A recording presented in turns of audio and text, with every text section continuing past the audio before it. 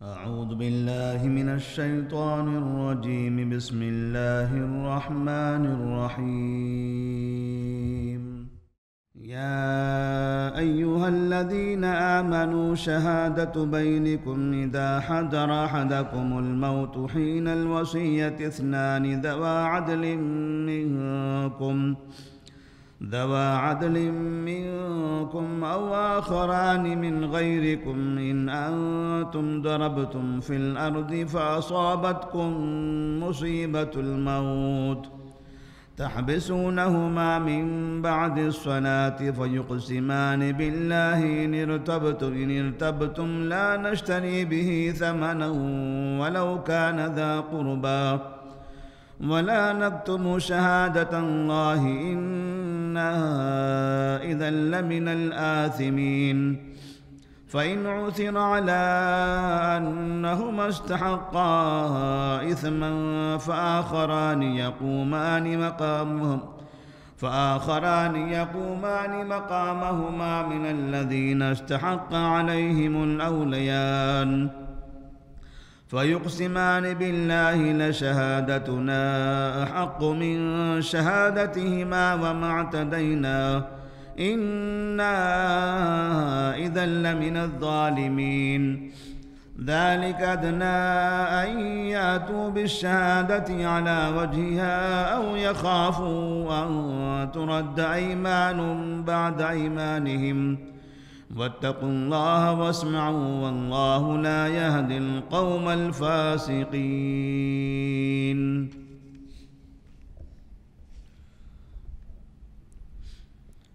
سورۃ المائدہ آیت نمبر 106، 107 اور 108۔ اللہ تبارک و تعالیٰ نے اس سے پہلے کی آیات میں جو انسانوں کو اپنی فکر کرنے کی تلقین کی کہ اپنے آپ کو صحیح راستے پر ہمیشہ قائم رکھو، دوسروں کو بھی نصیحت کرتے رہو، اگر نصیحت کے باوجود دوسرے آپ کی بات نہیں مانتے اور گمراہی کے راستے پر رہتے ہیں تو آپ نے اپنا حق ادا کر دیا، ان کی گمراہی سے آپ کو کوئی نقصان ہونے والا نہیں ہے۔ تو اس کے بعد اللہ تبارک و تعالیٰ ان 3 آیات میں وصیت کے وقت میں گواہی کا تذکرہ فرما رہا ہے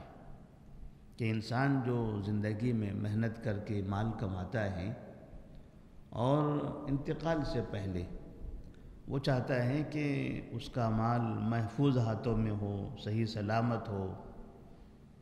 اس کی محنت سے کمایا ہوا مال برباد نہ ہو، ضائع نہ ہو جائے،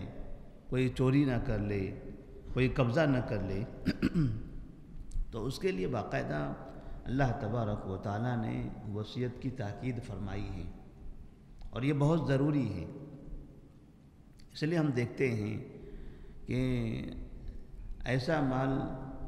جو انسان اپنی زندگی میں بہت زیادہ کماتا ہے اور پھر اچانک کسی راستے میں اس کا انتقال ہو جاتا ہے اور اس کے مال سے متعلق اس کے وارثین کو، اس کے گھر والوں کو پتہ نہیں ہوتا، وہ لوگ نہیں جانتے ہیں کہ اس کی دولت کہاں کہاں پر ہے، اس کی زمینیں کہاں ہیں۔ تو ایسی صورت میں جن لوگوں کو پتہ ہوتا ہے، جن سے ان کی دوستی ہوتی ہے، جن سے ان کا تعلق ہوتا ہے، یا خرید و فروخت میں جو ان کے ساتھ رہے ہوتے ہیں، تو وہ اس کا فائدہ اٹھاتے ہیں اور وہ لوگ ان کے مال پر قبضہ کر لیتے ہیں، زمینوں پر قبضہ کر لیتے ہیں اور بہت سی چیزیں وہ وارثین سے چھپا کر رکھ لیتے ہیں اور خود استعمال کرنے لگتے ہیں۔ تو کسی بھی شخص کا مال اس کے وارثین تک صحیح سلامتی سے پہنچ جائے تو اس کے لیے مرنے والے کو اپنے انتقال سے پہلے وصیت کرنا چاہیے، ایسے وقت میں جبکہ اسے پتہ ہے کہ اس کے مال کے بارے میں اس کے علاوہ کوئی اور نہیں جانتا، اس کے وارثین کو پتہ نہیں ہے۔ اولاد کو پتہ ہوگا تو اولاد اس جگہ جا کر مال حاصل کرے، لیکن بعض مرتبہ آدمی دولت کماتا ہے، اپنے دوستوں کو بتاتا ہے، اپنی اولاد کو نہیں بتاتا، اپنے گھر والوں کو نہیں بتاتا، یا ان لوگوں کو معلوم ہوتا ہے جو ان سے تعلقات میں رہتے ہیں، لیکن جو گھر کے افراد ہوتے ہیں، جو حقیقت میں ان کے وارث ہوتے ہیں، انہیں اس کا علم ہوتا نہیں ہے۔ تو ایسی صورت میں اس کے انتقال کے بعد پھر اس مال کا کیا ہوگا؟ اگر اس کے ساتھی، اس کے تعلق والے ایماندار ہوں گے تو اس کے وارثین تک اس کی خبر پہنچا دیں گے کہ تمہارے فلاں شخص کا مال یہاں بھی تھا، وہاں تھا، فلاں تھا، اور ہم نے ان سے اتنا قرضہ بھی لیا ہوا تھا، قرضہ بھی تھا، قرضے کا اتنا پیسہ بھی ہے، یہ ساری باتیں بتا دے گا۔ لیکن اگر اس کے اندر ایمانداری نہیں ہے، اسے اگر وہاں ایسے ہی مال ہڑپ لینا ہے، دھوکہ دے دینا ہے، اور وہ جانتا ہے کہ اس کے علاوہ کسی کو پتہ نہیں ہے، تو پھر اس کا مال ضائع ہو جائے گا۔ تو اللہ تبارک و تعالیٰ فرماتے ہیں یا ایھا الذین آمنوا شہادۃ بینکم اذا حضر احدکم الموت حین الوصیۃ اثنان ذوا عدل منکم، کہ اے مومنو، جب تمہاری موت کا وقت قریب آ جائے، موت کی علامتیں تمہیں نظر آنے لگیں، موت کے آثار نمودار ہو جائیں، ایسا محسوس ہو کہ اب زندگی ختم ہونے والی ہے اور کبھی بھی اس دنیا سے جا سکتے ہیں، بیماری کی وجہ سے یا عمر کی وجہ سے یا کسی حادثے کی وجہ سے ایسا محسوس ہونے لگے کہ ہو سکتا ہے اس بیماری سے یا اس حادثے سے یا اس عمر سے ان کی موت ہو جائے گی، اور تب ایسی صورت میں وہ وصیت کرے، اور وصیت کے لیے اپنے لوگوں میں سے 2 لوگوں کو گواہ بنائے، 2 انصاف پسند لوگوں کو گواہ بنا لے، یعنی مسلمانوں میں سے، اپنے میں سے یعنی مسلمانوں میں سے۔ بعض مفسرین نے لکھا ہے کہ اپنے رشتہ داروں میں سے، یا تو مسلمانوں میں سے یا پھر رشتہ داروں میں سے۔ تو مسلمان ہیں اور پھر رشتہ دار ہیں تو وہ اور زیادہ قریب کے ہوں گے، تو اس طرح 2 انصاف کرنے والے، سچ بولنے والے، ایماندار لوگوں کو گواہ بنا دیں۔ او آخران من غیرکم ان انتم ضربتم فی الارض فاصابتکم مصیبۃ الموت، یا پھر اپنے علاوہ میں سے 2 لوگوں کو گواہ بنائے۔ تو یہاں اپنے علاوہ کا مطلب یا تو غیر مسلمین میں سے یا پھر غیر رشتہ داروں میں سے،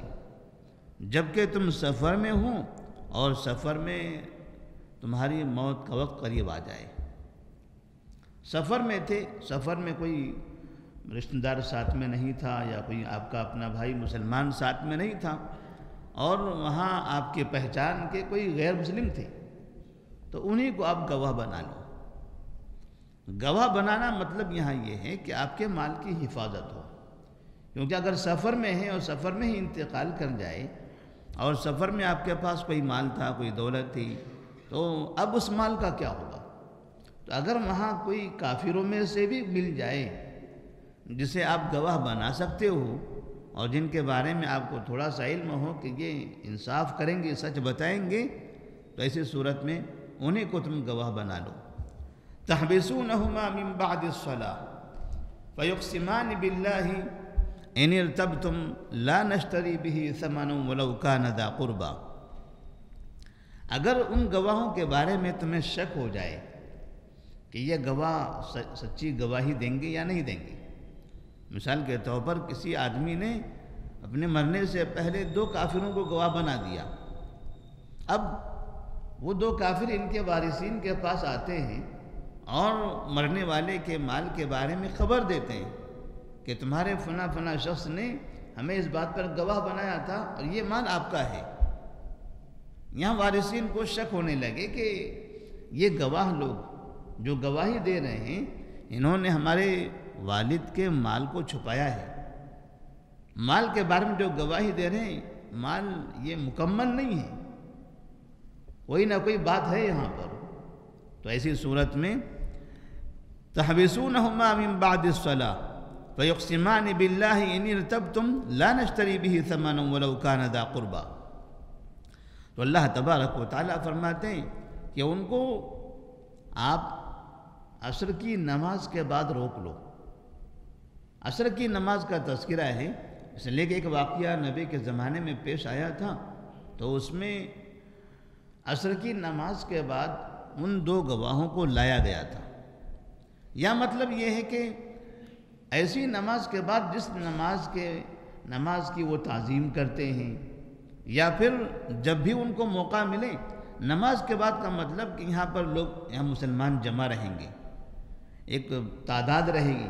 اتنے لوگوں کے سامنے وہ لوگ آئیں اور یہاں آ کر وہ فیقسمان باللہ، وہ اللہ تبارک و تعالیٰ کی قسم کھائیں، وہ یہاں آ کر قسم کھائیں، قسم اس بات کی کہ ہم جو گواہی دے رہے ہیں، جس مال کی گواہی دے رہے ہیں کہ میت نے اتنا ہی مال ہمیں بتایا تھا، اتنا ہی مال ہمارے پاس رکھا ہوا تھا، اس سے زیادہ اور کچھ مال نہیں تھا، مال کے بارے میں ہم جھوٹ نہیں بول رہے ہیں۔ تو وہ گواہ، اگر وارثین کو ان گواہوں کے بارے میں شک ہو تو ان گواہوں سے قسم لی جائے، اور وہ گواہ قسم کھا کر کہیں کہ اتنا ہی مال تھا۔ فَيُقْسِمَانِ بِاللَّهِ إِنِ ارْتَبْتُمْ لَا نَشْتَرِي بِهِ ثَمَنًا، اور ہم معمولی قیمت بھی نہیں چاہتے، یعنی وہ قسم کھاتے ہوئے اس بات کا وعدہ بھی کریں کہ ہم اس کے بدلے میں کوئی فائدہ نہیں چاہ رہے ہیں، بس ہمیں جو ذمہ داری دی گئی تھی ہم وہ ذمہ داری ادا کر رہے ہیں، اور اس میں کسی طرح کی بے ایمانی اور کوئی دھوکہ نہیں ہے۔ وَلَوْ كَانَ ذَا قُرْبَىٰ وَلَا نَكْتُمُ شَهَادَةَ اللَّهِ إِنَّا إِذًا لَّمِنَ الْآثِمِينَ، گرچہ کہ وہاں کوئی قریبی رشتہ دار ہی کیوں نہ ہو، اور ہم اللہ تبارک و تعالیٰ کی گواہی کو چھپانے والے نہیں ہیں، اگر ہم نے چھپا دیا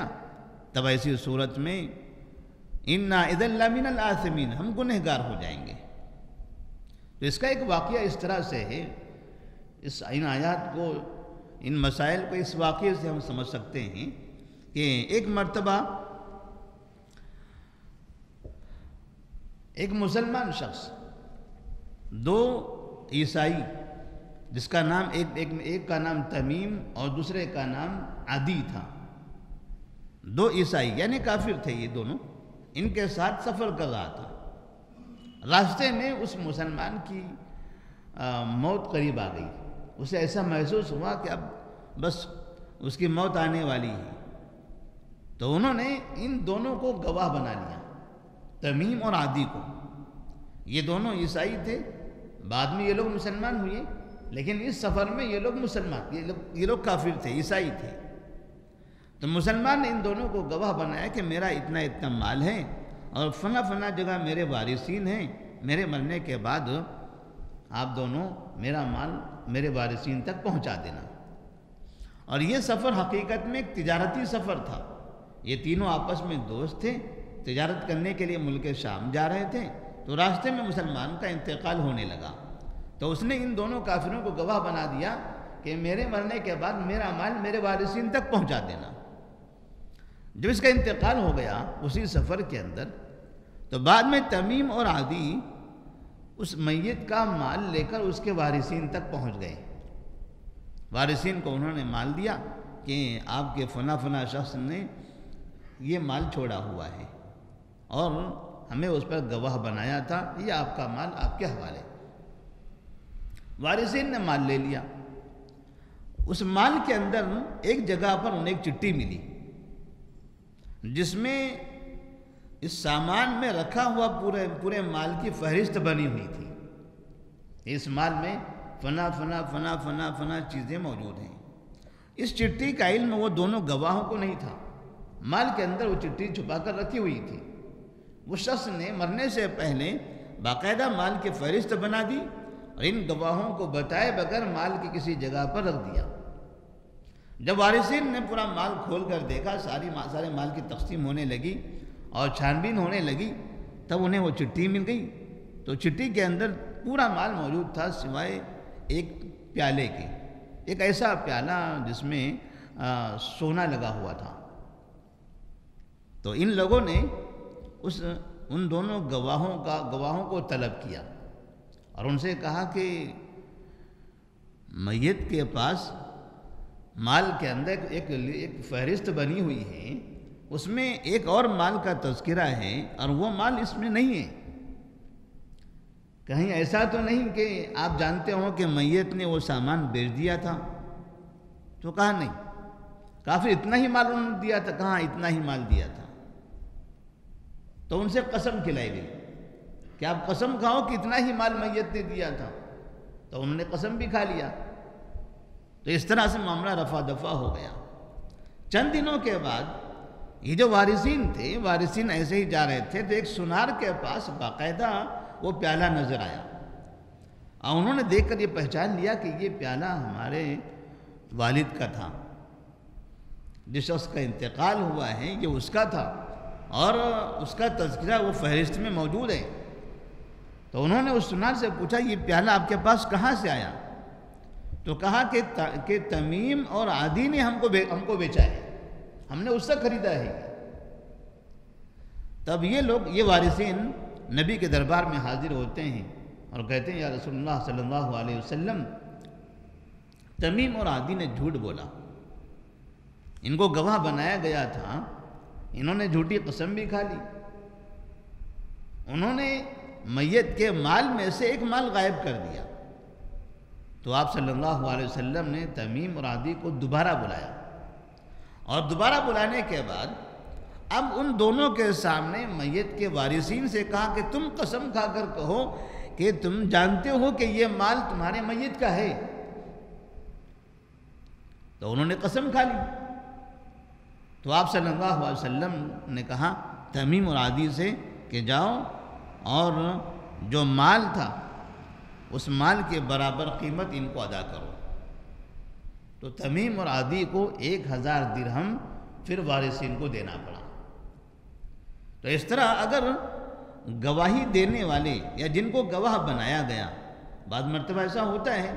کہ ہم نے درمیان میں جس آدمی کو رکھا مال کی حفاظت کے لیے، وہی چوری کر جاتا ہے. ہم نے فلاں کو ذمہ داری دے دی کہ آپ ہمارے مال کی حفاظت کرنا، فلاں اور فلاں سے محفوظ کر لینا، پتہ چلا کہ یہ محافظ ہی درمیان میں مال غائب کر دیتا ہے. تو ایسے شخص کو گواہ بنانا ہے جو انصاف پسند ہو، جو سچا ہو، اور جھوٹی قسم کھانے سے اللہ تبارک و تعالیٰ سے ڈرتا ہو. تو اس کے بعد اللہ تبارک و تعالیٰ فرماتے ہیں کہ فَإِنْ عُثِرَ عَلَىٰ أَنَّهُمَا اسْتَحَقَّا إِثْمًا فَآخَرَانِ يَقُومَانِ مَقَامَهُمَا مِنَ الَّذِينَ اسْتَحَقَّ عَلَيْهِمُ الْأَوْلَيَانِ، اگر ان دونوں گواہوں سے کہیں گناہ کا اندیشہ ہو کہ انہوں نے گناہ کر لیا ہے، یعنی انہوں نے گواہی دینے میں جھوٹ بولا ہے، تب ایسی صورت میں فَيَقُومَانِ مَقَامَهُمَا مِنَ الَّذِينَ اسْتَحَقَّ عَلَيْهِمُ الْأَوْلَيَانِ، تو میت کے وارثین میں سے دو افراد اس کی جگہ پر قسم کھائیں گے. فَيُقْسِمَانِ بِاللَّهِ لَشَهَادَتُنَا حَقُّ مِنْ شَهَادَتِهِمَا وَمَا اعْتَدَيْنَا، اور وہ یہ گواہی کہیں گے بھی کہ ہماری گواہی ان دونوں کی گواہی سے زیادہ صحیح ہے اور ہم حد سے تجاوز نہیں کر رہے ہیں. اِنَّا إِذًا لَمِنَ الظَّالِمِينَ، اگر ہم نے بھی حد سے تجاوز کیا تو ہم بھی ظالم ہو جائیں گے. یعنی وارثین جو گواہی دے رہے ہیں، قسم کھا رہے ہیں، تو یہاں بھی انہیں تاکید کے ساتھ بتانا پڑے گا، انہیں بھی ایمانداری کا مظاہرہ کرنا پڑے گا کہ ہم بھی قسم کھانے میں، گواہی دینے میں کہ یہ جو مال، جو کٹوری تھی، جو پیالہ تھا، جو انہوں نے سونار کے پاس بیچ دیا تھا، اس بات کی گواہی دینے میں کہ یہ مال بھی میت کا ہے اور ان دو گواہوں نے دھوکہ دیا ہے، جھوٹ بولا ہے، یہ بتانے میں بھی یہ خود بھی ایمانداری کا مظاہرہ کریں گے،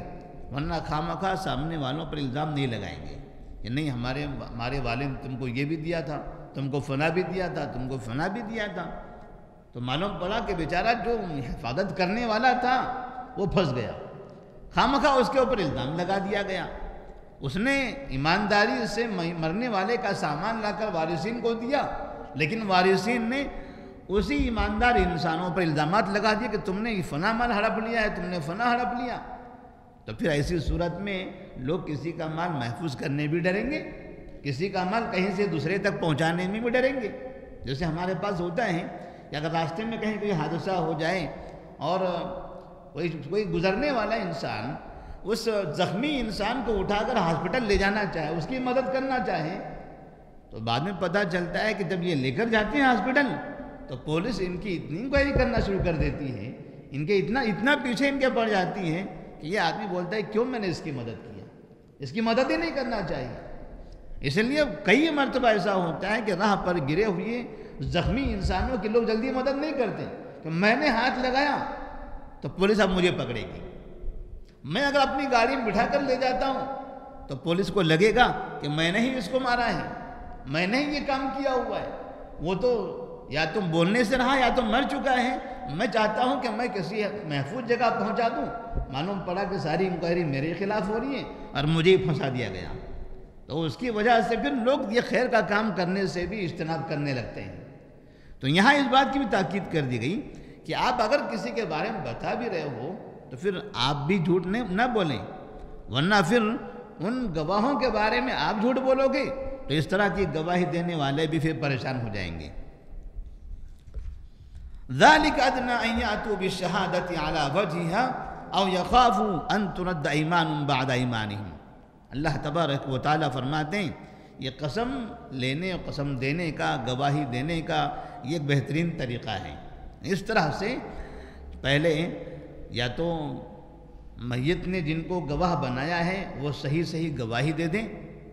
اور اگر وارثین کو شک ہو جائے تو وہ ان سے قسم لے لیں، اور پھر اگر کبھی وارثین کو حقیقت میں مال کے بارے میں ایسی کوئی چیز حاصل ہو جائے، کوئی ثبوت مل جائے تو پھر وارثین قسم کھائیں، جس طرح سے اس واقعے میں وارثین نے قسم کھائی تھی۔ او یخافوا ان ترد ایمان بعد ایمانہم، یا انہیں ڈر ہو کہ ان کی قسموں کے بعد پھر قسموں کو لوٹا دیا جائے گا، کہ قسم پلٹ جائے گی، کہ پہلے ہم قسم کھائیں گے بعد میں پتہ چلا کہ ہماری قسم جھوٹی ثابت ہو گئی۔ جیسے تمیم اور عدی نے پہلے قسم کھائی تھی کہ نہیں میت نے اتنا ہی مال دیا تھا، لیکن بعد میں وہ پیالہ مل گیا جس سے وارثین کو ایک ثبوت ہاتھ لگ گیا، انہوں نے پھر قسم کھائی تو پتہ چلا ان کی قسم بھی بیکار ہو گئی، انہوں نے قسم کھائی تھی مگر ان کی قسم کا کوئی فائدہ نہیں ہوا، اور بعد میں تمیم اور عدی دونوں مسلمان ہو گئے۔ بعد میں یہ دونوں مسلمان ہو گئے۔ جب مسلمان ہوئے تب انہوں نے اپنی زندگی میں اس بات کا اعتراف کر لیا تھا کہ ہاں ہم نے اس میت کے جو ہمارا دوست تھا، ہمارا ساتھی تھا، سفر میں اس نے جو ہمیں مال دیا تھا، وارثین تک پہنچانے کی بات کہی تھی، ہم نے اس کا وہ پیالہ چپکے سے سامان میں سے نکال لیا اور سنار کے پاس بیچ کر اپنا پیسہ ہم نے اس پیسے سے فائدہ اٹھا لیا تھا، ہم نے چوری کیا تھا، ہم نے قسم بھی غلط کھائی اور گواہی بھی ہم نے جھوٹی دے دی۔ تو اس طرح سے انہوں نے بعد میں اعتراف کر لیا، کیونکہ اسلام قبول کرنے کے بعد پھر انہیں اب ڈر لگنے لگا، انہیں خوف پیدا ہوا کہ ہم نے غلط کام کیا تھا، اب غلطی پر اللہ تبارک و تعالی ہمارا مواخذہ کرے گا، تو انہوں نے بعد میں اس بات کا اعتراف کر لیا۔ وَاتَّقُوا اللَّهَ وَاسْمَعُوا وَاللَّهُ لَا يَهْدِي الْقَوْمَ الْفَاسِقِينَ۔ آخر میں اللہ تبارک و تعالی فرماتے ہیں اللہ تبارک و تعالی سے ڈرو اور سنو۔ اللہ تبارک و تعالی فاسق قوم کو ہدایت نہیں دیتا ہے، گنہگار قوم کو، غلطی کرنے والوں کو صحیح راستے پر نہیں لاتا ہے۔ انسان اگر خود صحیح راستے پر آنا چاہے، نیک کام کرنا چاہے تو اللہ تبارک و تعالیٰ اسے نیکی کے راستے پر لاتا ہے، لیکن اگر آدمی خود سے غلط راستے پر ہی جانا چاہتا ہے، اسی پر برضد ہے، تو اللہ تبارک و تعالیٰ اس کو اسی پر چھوڑ دیتا ہے۔ یہاں آخر میں یہ بات کہنے کا مطلب یہ ہے کہ جھوٹی گواہی دینا یہ فسق ہے، جھوٹی قسم کھانا یہ فسق ہے، یہ گناہ کا کام ہے۔ اگر آدمی جان بوجھ کر جھوٹ بولنا ہی چاہے، جھوٹی قسم کھانا ہی چاہے، تو پھر اس آدمی کا کیا کہنا؟ اس آدمی کو نہ خدا کا ڈر ہوگا نہ کوئی اور۔